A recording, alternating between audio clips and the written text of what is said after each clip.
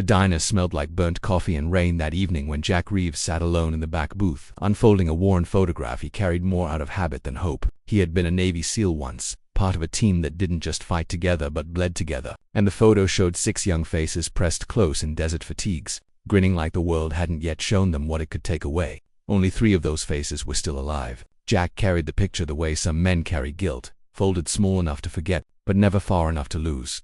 The waitress who approached his table that night moved with a kind of quiet efficiency that made regulars trust her without knowing why. And if you've ever met someone who felt strangely familiar the moment they spoke, you'll understand why Jack found himself sliding the photograph across the table before he even ordered his coffee. Her name tag said Sarah, and she glanced down out of simple politeness at first, the way anyone humors a lonely customer's story. But her expression changed the instant her eyes landed on the second row, on a small figure in a helmet too big for her face, kneeling beside a wounded soldier with practiced hands. She went very still, then said, almost to herself, that the medic in that photo was her.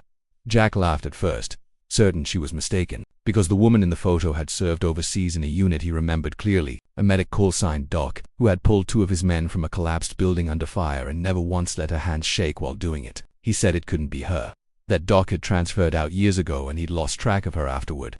The way deployments scattered people across a country too big to search. Sarah reached into her apron pocket with trembling fingers and pulled out a small, tarnished dog tag she still carried, one with a unit designation Jack recognized instantly, because it matched his own.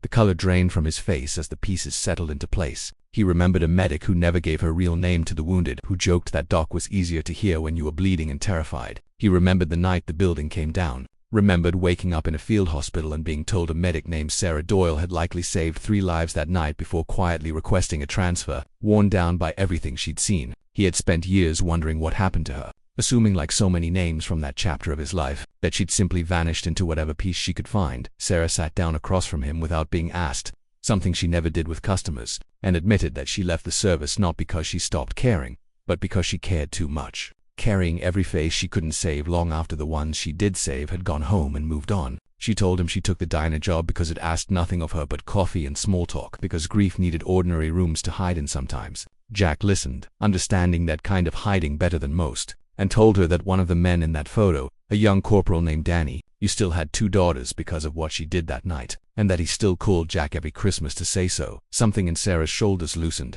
as if she'd been holding a breath since the day she left the service. She hadn't known. Nobody had thought to tell her that the weight she carried out of that building had turned into birthdays and school plays and ordinary Tuesday mornings for a family who never got the chance to thank her properly. Jack slid the photograph toward her and told her to keep it, said it belonged with her more than it belonged folded in his pocket.